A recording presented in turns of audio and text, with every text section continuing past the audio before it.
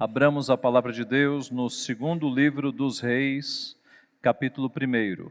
Nós iniciamos neste domingo, então, a exposição em ordem cronológica do Antigo Testamento, agora entrando no segundo livro dos Reis. O segundo livro dos Reis cobre 300 anos de história. É a continuação do primeiro livro, que trata ali dos dois reinos, o reino do norte e o reino do sul.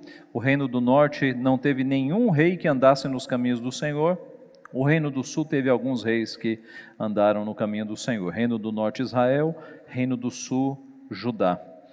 E, como eu disse, esse segundo livro cobre 300 anos de história e começa com a história do rei Acasias. Segundo Reis, capítulo 1. Diz assim a palavra de Deus. Depois da morte de Acabe, revoltou-se Moabe contra Israel, e caiu Acasias pelas grades de um quarto alto, em Samaria, e adoeceu. Enviou mensageiros e disse-lhes: Ide e consultai a Baal-Zebube, Deus de Ecrom, se sararei desta doença. Mas o anjo do Senhor disse a Elias o tesbita: Dispõe-te e sobe para te encontrares com os mensageiros do rei de Samaria, e dize-lhes: Porventura não há Deus em Israel, para irdes consultar Baal-Zebube, Deus de Ecrom? Por isso, assim diz o Senhor: da cama a que subiste não descerás, mas sem falta morrerás. Então Elias partiu. E os mensageiros voltaram para o rei, e este lhes perguntou: Que há? Por que voltastes? Eles responderam: Um homem nos subiu ao encontro e nos disse: Ide, voltai para o rei que vos mandou, e dizei-lhes: Assim diz o Senhor: Porventura não há Deus em Israel, para que mandes consultar Baal-Zebube, Deus de Ecrom? Portanto, da cama a que subiste não descerás, mas sem falta morrerás. Ele lhes perguntou: Qual era a aparência do homem que vos veio ao encontro e vos falou tais palavras? Eles lhes responderam: Era homem vestido de pelos, com os lombos cingidos de um cinto de couro. Então disse ele: É Elias, o tesbita. Então lhe enviou o rei um capitão de 50 com seus 50 soldados, que subiram ao profeta, pois este estava assentado no cimo do monte. Disse-lhe o capitão: Homem de Deus, o rei diz: Desce. Elias, porém, respondeu ao capitão de 50: Se eu sou homem de Deus, desça fogo do céu e te consuma a ti e aos teus 50. Então fogo desceu do céu e o consumiu a ele e aos seus 50. Tornou o rei a enviar-lhe outro capitão de 50 com os seus 50. Este lhe falou e disse: Homem de Deus, assim diz o rei, desce depressa. Respondeu Elias e disse-lhe: Se eu sou homem de Deus, desça fogo do céu e te consuma a ti e aos teus 50. Então fogo de Deus desceu do céu e o consumiu a ele e aos seus 50. Tornou o rei a enviar terceira vez um capitão de 50 com os seus 50. Então subiu o capitão de 50, indo ele, pôs-se de joelhos diante de Elias e suplicou-lhe e disse-lhe: Homem de Deus, seja, peço-te, preciosa aos teus olhos a minha vida e a vida destes 50 teus servos. Pois fogo desceu do céu e consumiu aqueles dois primeiros capitães de 50 com os seus 50. Porém agora, seja preciosa aos teus olhos a minha vida. Então o anjo do Senhor disse a Elias: Desce com este, não temas. Levantou-se e desceu com ele ao rei. E disse a este: Assim diz o Senhor: Por que enviaste mensageiros a consultar Baal-Zebube, Deus de Ecrom? Será, acaso, por não haver Deus em Israel, cuja palavra se consultasse? Portanto, desta cama a que subiste, não descerás, mas sem falta morrerás. Assim, pois, morreu, segundo a palavra do Senhor que Elias falara. E Jorão, seu irmão, começou a reinar no seu lugar, no ano 2º de Jorão, filho de Josafá, rei de Judá, porquanto Acasias não tinha filhos. Quanto aos mais atos de Acasias e ao que fez, porventura não estão escritos no livro de história dos reis de Israel? Vamos orar mais uma vez. Santo Deus, nós estamos diante da Tua santa palavra, que é tão rica de ensinamentos, que revela mensagens tão profundas, algumas inalcançáveis aos nossos olhos humanos, mas todas elas, ó Pai, alcançáveis pela atuação do Teu Santo Espírito. É por isso que nós pedimos que o Senhor ilumine a nossa mente, que o Senhor aclare o nosso pensamento, para que nós ouçamos a Tua voz a partir das Escrituras. Nós somos falhos, somos limitados, em nós não há virtude alguma, mas é pelo poder do Teu Santo Espírito que nós podemos ler a Tua palavra e ouvirmos a Tua voz e sermos edificados pelo Senhor. Age, portanto, em nossa vida, em nosso coração. Ó Pai, livra-nos de pensamentos que não estejam aqui neste momento com a Tua palavra. Abre o nosso coração para que recebamos a Tua palavra com dedicação, com avidez, e estejamos prontos também para colocá-la em prática no nosso dia a dia. É o que nós pedimos humildemente, em nome de Jesus. Amém. Meus irmãos, qual é a atuação da providência de Deus sobre homens maus, homens ímpios? O que Deus faz com governantes que têm sangue nas mãos, com governantes ímpios? Qual terá sido o destino de Mao Tse-tung, que matou durante a sua ditadura 77 milhões de pessoas?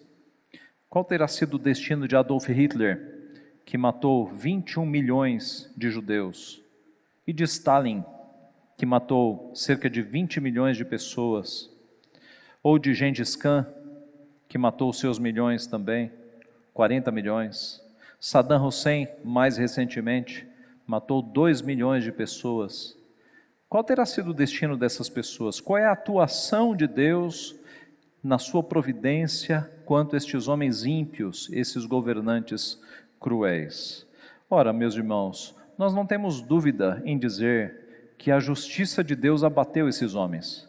E esses homens estão no inferno, estão pagando pelos seus assassinatos. Há pouco tempo atrás, aqui em São Paulo, um pregador muito influente disse na sua igreja, num sermão, que nós nos surpreenderíamos, porque no céu, lá estaria Adolf Hitler. E nós perguntaríamos, ei Hitler, o que você está fazendo aqui? E a resposta de Hitler seria, Cristo morreu por mim, Cristo me salvou. Este homem, esse pastor influente em São Paulo, ele gravou esse sermão, e quando ele publicou, houve uma comoção no meio evangélico, de um homem dizer que Hitler, sem ter se arrependido dos seus pecados, poderia ter a salvação. Eles retiraram rapidamente o áudio do ar, fizeram uma errata, mas há muitas pessoas que creem que o inferno, na verdade, é uma invenção, de que Deus, no final das contas, vai salvar todo mundo. Mas, irmãos, isso é um assinte, é uma blasfêmia contra a justiça de Deus. O nosso Deus é justo, e aqueles que foram cruéis, e aqueles que assassinaram pessoas, serão duramente castigados pelo Senhor. A justiça, o sangue de inocentes clama, e Deus ouve este clamor. E Deus já está castigando, e castigará eternamente aqueles que foram cruéis, e aqueles reis e presidentes e ditadores que quebraram os mandamentos do Senhor na sua casa de milhões de pessoas mortas. Esse é um texto que trata justamente de um homem que era cruel, o filho mais velho de Jezabel e Acabe. Você se lembra quem foram Jezabel e Acabe? O casal mais maligno que aparece na palavra de Deus. Jezabel era terrível, Acabe também seguia o mesmo caminho. E eis que o filho mais velho dos dois agora sobe ao trono, porque Acabe morreu. E o filho mais velho vai andar nos caminhos da sua mãe e do seu pai.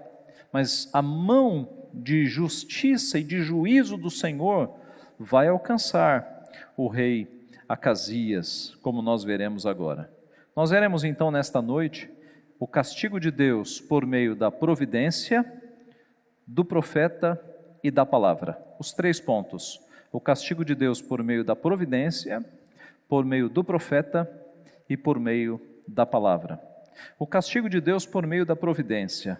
O texto começa relatando, no versículo 1, que depois da morte de Acabe, e você deve se lembrar como Acabe morreu, lembra-se daquela flecha lançada para cima por um soldado, e a flecha foi e atingiu Acabe na emenda da sua armadura. Acabe estava disfarçado de soldado, ele havia tirado as roupas de rei para se misturar ali na multidão para não ser pego, mas a flecha do Senhor, jogada por um soldado ao acaso.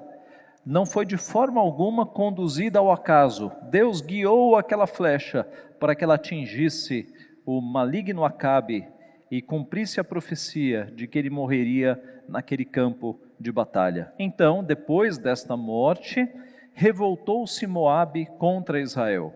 O que significa isso? Que tipo de revolta foi essa? Ora, desde o reinado de Davi, e isso está lá em 2 Samuel capítulo 8, os moabitas que foram dominados, eles passaram a pagar tributo para Israel. Mas ocorre que com a morte de Acabe, eles viram uma oportunidade para parar de pagar o tributo. É isso que significa se revoltaram. Eles perceberam que com a morte do grande Acabe, eles agora teriam uma possibilidade de se revoltar, porque o reino estaria fraco, para não pagar tributo. E Acasias não pôde fazer nada contra esta revolta, porque ele havia se machucado em um acidente. Veja o versículo de número 2. E caiu Acasias pelas grades de um quarto alto em Samaria, e adoeceu. Então, essa revolta não podia ser contida, porque o rei estava muito doente. Ele caiu de uma parte alta, num quarto superior, lá no seu palácio. As traduções dão a ideia de uma janela, ou de uma porta de treliça na parte alta, e de alguma forma ele foi se escorar nessa janela, ou nessa porta de treliça, de coisas entrelaçadas. E essa janela ou essa porta, aqui no nosso texto fala em grade, mas é a ideia de uma treliça. Ele caiu e ele quase morreu. O texto fala que ele ficou muito doente, muito acidentado, com vários machucados. Então, ele não podia conter aquela revolta, porque ele estava de cama agora. De fato, o reino estava enfraquecido. No versículo 2, ele envia mensageiros a Ecrom. Ecrom era uma das 5 capitais dos filisteus. Os filisteus tinham 5 grandes capitais, Ecrom era uma delas, e ela ficava a 35 quilômetros de Samaria. Então o rei mandou mensageiros para Ecrom para consultar um deus chamado Baal-Zebub, que era o deus de Ecrom, para consultar Baal-Zebub se ele sararia desta doença. Os irmãos estão percebendo a blasfêmia, e é por isso que Deus aparece em forma de anjo, o anjo do Senhor aparece e fala com Elias, para que Elias pergunte: escuta, não tem Deus em Israel para você ir consultar um Deus ímpio, imaginário?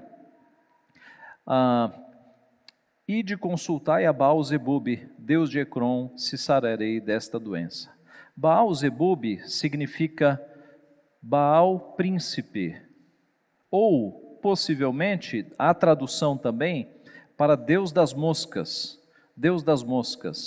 um nome depreciativo que os judeus deram para esse Deus de Ecrom, o Deus das moscas. É de Baal-Zebub que vem Beuzebu. Beuzebu, que aparece 7 vezes no Novo Testamento como um dos nomes do diabo, vem exatamente desta variação de Baal-Zebub, Beuzebu, Deus das moscas. E aqui nós vemos então que antes de Acasias receber a morte, ele já recebe um castigo de Deus por meio deste tombo, desta queda que o levaria à morte. Meus irmãos, a ideia do texto é que essa queda de Acasias, que o conduzira algum tempo depois da morte, não foi acidental. Isso foi um castigo do Senhor. Por quê? Porque antes dessa consulta, deste pecado terrível a Baal-Zebub, Acasias já tinha feito coisas erradas. Veja os últimos versículos do primeiro livro dos reis, os últimos versículos, de 52 a 54. Falando de Acasias. Acasias, filho de Acabe, começou a reinar sobre Israel em Samaria, no 17º ano de Josafá, rei de Judá, e reinou 2 anos sobre Israel. Fez o que era mal perante o Senhor, porque andou nos caminhos de seu pai, como também nos caminhos de sua mãe, e nos caminhos de Jeroboão, filho de Nebate, que fez pecar a Israel. Ele serviu a Baal e o adorou, e provocou a ira ao Senhor, Deus de Israel, segundo tudo quanto fizera seu pai. Então, esta queda não foi por acaso, não foi um acidente, foi acidente aos olhos humanos, mas o nosso Deus, Ele não permite que caia um pássaro, se não for do seu consentimento. E esse rei caiu quase que mortalmente, porque Deus assim ordenou, Deus criou as condições para que ele fosse castigado. Já era a mão de Deus castigando Acasias. Irmãos, a providência de Deus se estende ao que acontece na vida dos ímpios. Se você pegar a Confissão de Fé de Westminster, lá no capítulo 5 sobre providência, você tem um parágrafo falando dos ímpios, de como a mão de Deus alcança os ímpios na sua providência. A providência de Deus se estende aos ímpios. É uma flecha que alcança o local exato para matar o rei ímpio, Acabe. É como disse Jó, a armadilha o apanhará pelo calcanhar e o laço o prenderá, se referindo a ímpios. A corda está-lhe escondida na terra, a armadilha na vereda.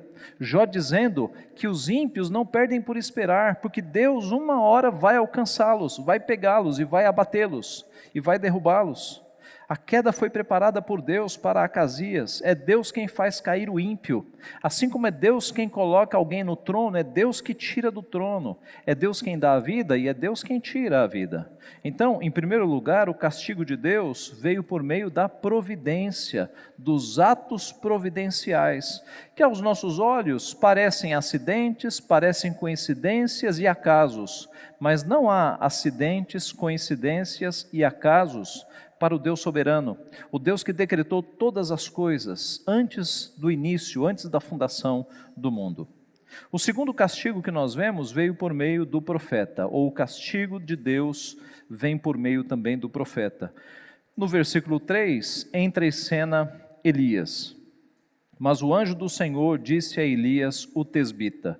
Elias, o nome Elias significa Iavé é Deus. Yahvé é Deus, isso significa Elias.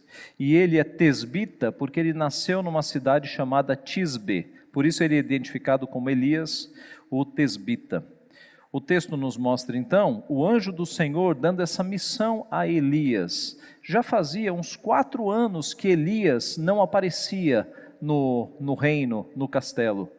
Elias não era alguém que estava lá todos os dias profetizando. Deus lhe dava uma missão e ele aparecia. Já fazia 4 anos que ele não aparecia.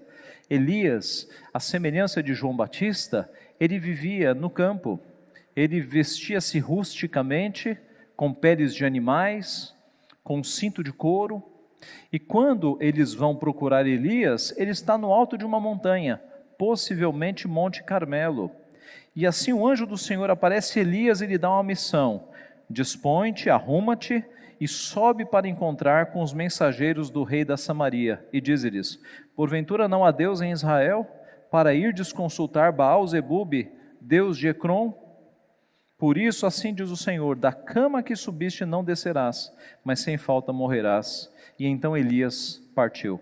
A mensagem não era exatamente o que o rei gostaria de ouvir, mas ele não pediu, ele não procurava uma resposta? Ele não havia mandado mensageiros para ir até um Deus imaginário, um Deus pagão, para perguntar algo?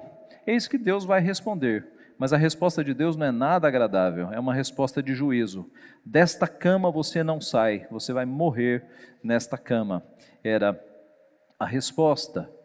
Os mensageiros voltaram antes, porque eram 35 quilômetros para ir e 35 para voltar, e o rei percebeu que eles voltaram antes, voltaram muito mais cedo do que o normal.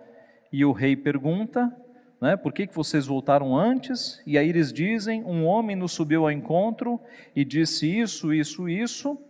E aí o rei pergunta: qual era a aparência deste homem? E eles respondem, verso 8, era um homem vestido de pelos, com os lombos cingidos de um cinto de couro. Então Acasias diz: é Elias o tesbita. Possivelmente Acasias, nos anos anteriores, tivesse visto a influência de Elias contra o seu pai Acabe e contra a sua mãe Jezabel. E ele sabia pela descrição. Na verdade, meus irmãos, esse tipo de roupa não era comum naquela época. Naquela época, a roupa comum dos homens era cintos de linho ou de algodão, macios, confortáveis, e embaixo desse cinto, os homens usavam um ou dois vestidos, aquelas roupas grandes, né, que às vezes a gente vê nos filmes, e camisas de linho. Eram roupas que não eram rústicas, ninguém pegava uma pele de animal e fazia uma roupa de pele de animal, especialmente em alguns períodos muito quentes daquele povo. E um cinto de couro.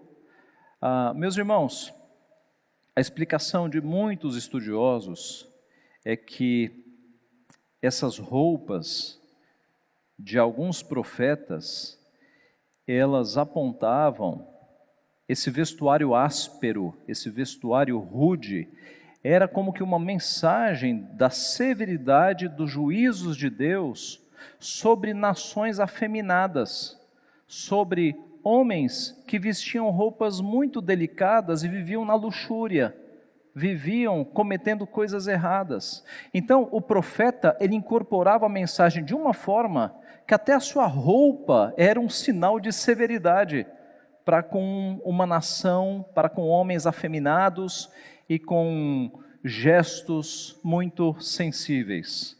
Parece que é uma mensagem para a nossa geração, não é? Quando alguns homens se vestem com roupas parecidas com roupas de mulheres. O profeta se vestia de uma forma que o seu vestuário rude, áspero, né, indicava essa rudeza do juízo de Deus sobre aquele povo. O cinto de couro também era diferente. Os homens usavam cintos de algodão ou de linho, mas o cinto de couro mostrava esse aspecto rude do profeta, e era uma mensagem contra aqueles homens. Do versículo 9 ao 15, nós temos então o juízo de Deus por meio do profeta. Nós temos aqui 3 capitães de 50 homens que são enviados. 3 grupos são enviados. Quando Acasias percebe que é Elias, ele imediatamente quer controlar o profeta, ele quer prender o profeta. Ora, aquele grupo não foi um grupo de diplomacia, não foi um grupo para consultar a opinião do profeta. A opinião do profeta já havia sido dada, a palavra de Deus já havia sido repassado. Aquilo era uma tropa para prender o profeta. Eram 50 soldados e um capitão para prender um homem. E diz o texto que esse primeiro grupo chegou, encontrou Elias no cimo do monte, e esse capitão disse: homem de Deus, o rei diz, desce. Homem de Deus, Ishi Elohim, homem de Deus, o rei manda, desce. E aí Elias diz: se eu sou homem de Deus, que desça fogo do céu e te consuma a ti e aos 50. Então fogo desceu do céu e consumiu a ele e aos 50. Nós não sabemos, nós não temos detalhes. Alguns sugerem que raios tenham descido e tenham fulminado aqueles 50 homens, nós não temos detalhes. O fato é que o texto diz que os 51, na verdade, o capitão mais os 50 soldados foram fulminados. O rei soube da notícia e mandou mais um grupo, que está aqui no verso 11. Então tornou o rei a enviar-lhe outro capitão de 50 com seus 50, e este lhe falou e disse: homem de Deus, assim diz o rei, desce depressa. Esse segundo capitão foi mais insolente que o primeiro, porque ele acrescentou: depressa. O primeiro disse: desce. O segundo disse: desce depressa. E ele foi insolente porque ele acrescentou e porque ele não observou o que havia acontecido com o primeiro grupo. Ele poderia pelo menos ter um pouquinho mais de temor, não é? 51 morreram de uma vez, e agora aqui estou eu. Mas na sua insolência ele disse: desce depressa. Elias repetiu o procedimento: se eu sou homem de Deus, desça fogo do céu e te consuma a ti e aos teus 50. Então fogo de Deus desceu do céu e consumiu a ele e aos seus 50. O rei, obstinadamente, teimosamente, mandou mais um grupo de 50 com mais um capitão. Só que esse capitão agora, ele percebeu o perigo que lhe aguardava. Diz o texto que ao invés dele mandar Elias descer, ele subiu. Ele foi até onde estava Elias, ele se ajoelhou diante de Elias. Veja aí o verso 13. Tornou o rei enviar terceira vez um capitão de 50, e com seus 50, então subiu o capitão de 50, ele subiu até Elias. Indo ele, pôs-se de joelhos diante de Elias e suplicou-lhe e disse-lhe: Homem de Deus, seja, peço-te, preciosa aos teus olhos a minha vida e a vida destes 50 teus servos. Pois fogo desceu do céu e consumiu aqueles 2 primeiros capitães de 50 com os seus 50. Porém agora, seja preciosa aos teus olhos a minha vida.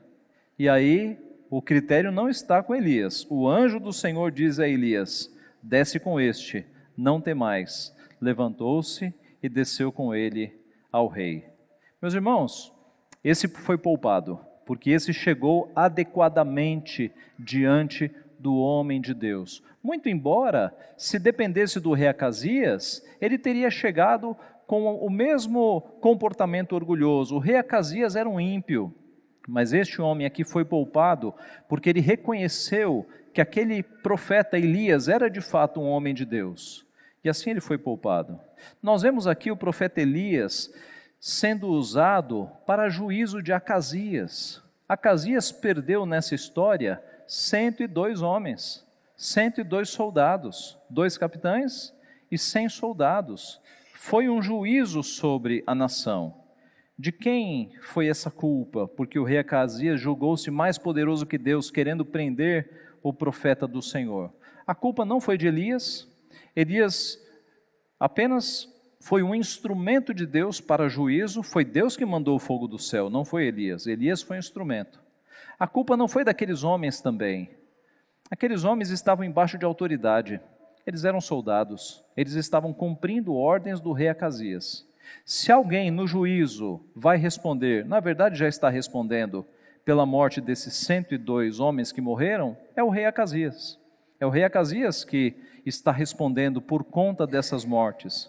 Porque ele, com a sua insolência e a sua impiedade, ele julgou que poderia ser maior do que Deus e prender o homem de Deus, desrespeitando e desprezando o homem de Deus, que era o profeta Elias.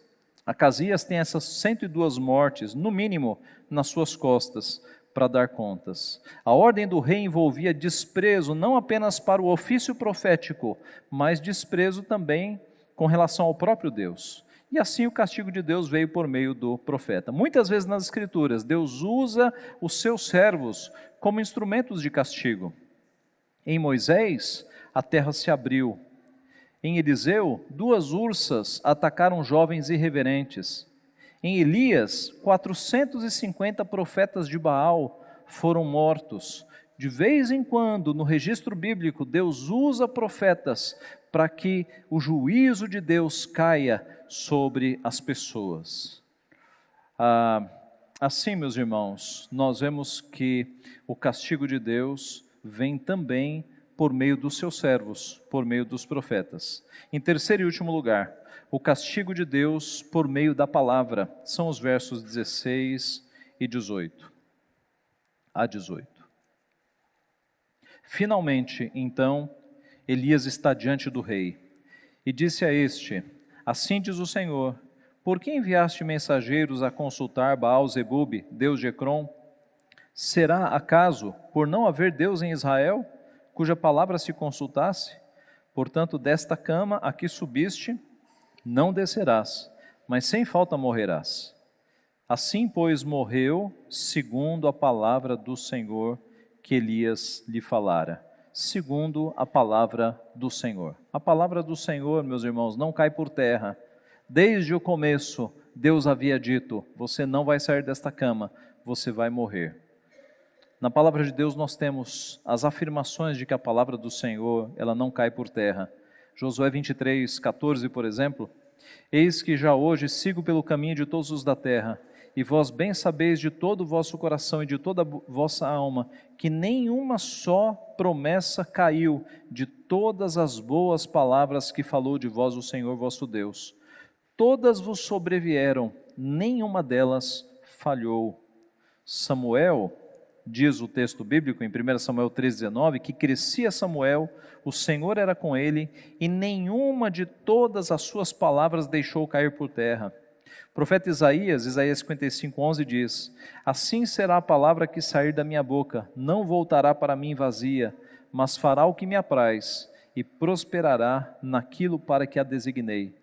E o nosso Senhor Jesus disse: passará o céu e a terra, porém as minhas palavras não passarão. Então, quando Deus na sua palavra promete, faz uma promessa, anuncia um castigo, esse castigo acontecerá. E assim aconteceu com Acasias. Deus disse: você vai morrer nessa cama, e ele morreu. Deus disse a Acabe: você vai morrer no campo de batalha, e a flecha o alcançou no campo de batalha. Todas as vezes que Deus diz na sua palavra que alguém vai morrer de tal forma, a pessoa morre exatamente como Deus profetizou. O castigo de Deus vem por meio da palavra.